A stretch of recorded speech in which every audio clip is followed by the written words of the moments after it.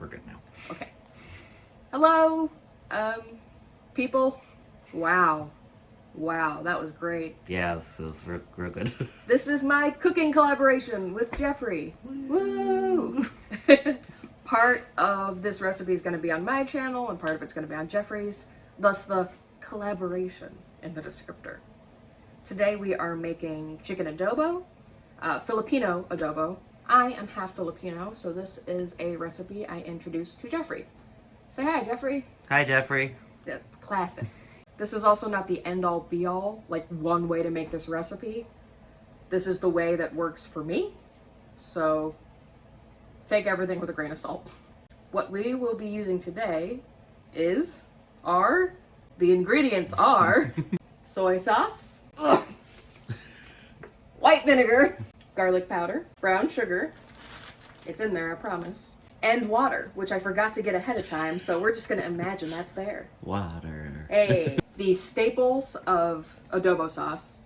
Fun fact, adobo means sauce, so the staples of our sauce are soy sauce, vinegar, and water.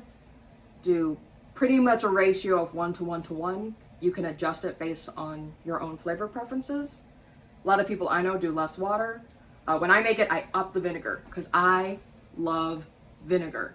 And in living with Jeffrey, I've slowly trained his taste buds, so he also loves vinegar. It's true. Yay! Alright, let's make this. Alright, I start with the dry ingredients. I know sugar's technically not a dry ingredient, but I'm not a baker or a scientist, so we're starting with the powdery stuff. I eyeball this part, so sorry for those of you looking for a specific recipe. What I did when I was first learning to make this, since I, at that time, didn't have contact with the Filipino side of my family, I looked up a recipe, and then I made it, and then I kept adjusting it by taste of how I remembered it tasting when I was a kid. And then, from there, I've kind of come up with what we're showing you today. Boop, boop, boop. So, we also, when we make it, Jeffrey and I, we always use this container because I figured out the proportions based on how much chicken we're eating and the pot we're cooking it in and the container we mix it in. So I always use the same container, clean of course. And that's how I kind of eyeball it to make sure I'm getting the proportions right. So brown sugar, garlic powder.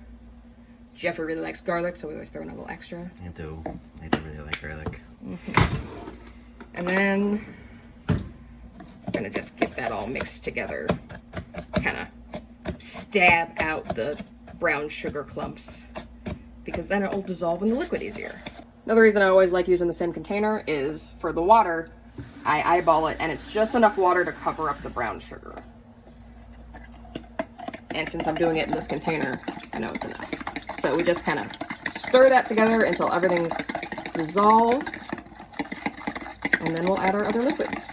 I like how the cap for the soy sauce has this little, like, tiny hole, so it's like, let's control.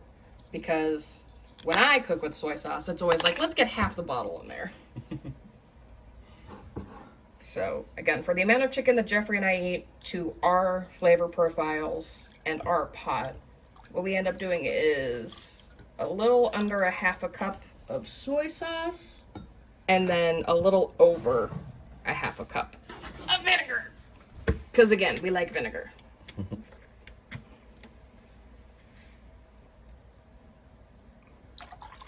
Ew. Okay. It's not usually this intense. Usually Jeffrey actually does this part while I get the dry ingredients and the water in. Jeffrey usually does this part for me.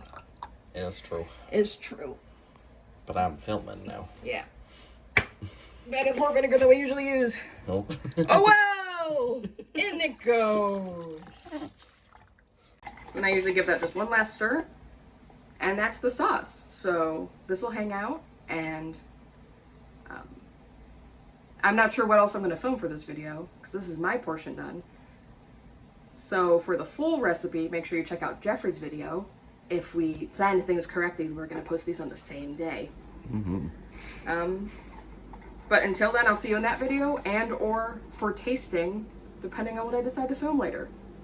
I can't see the future. Or maybe I can see the future, because here we are getting ready to taste the sauce. At this point, we've gone through all the steps that happened in Jeffrey's video, so if you would like to know how we got from where the Abby video started to where we are now, go check out Jeffrey's to see. Anyway, the chicken gets marinated and cooked in the sauce, so the flavors have been on quite the journey. In the final stages of our adobo making process, we like to taste the sauce to make sure it's tasty. Ooh. Oh, that's good. It's real good.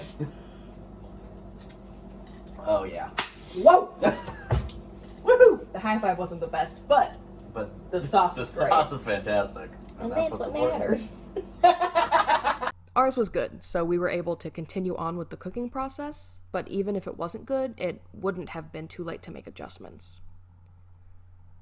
With adobo, I'm looking for a balance between sweet, salt, and acid. If it's lacking salt, I'd add more soy sauce. If it's too acidic, I could water it down and add more brown sugar. It's really just trial and error to get a balance of these flavors that works for you. Ideally, you get one of those like half dish, half bowls, and then bottom you got rice, and then you got your chicken on top, and then you can spoon all that yummy sauce over top of the rice, and it sops it up, and it's great. However, I am a 5-year-old, so I keep my food on separate sides of the plate so they're not touching. Though I did slather the rice in sauce.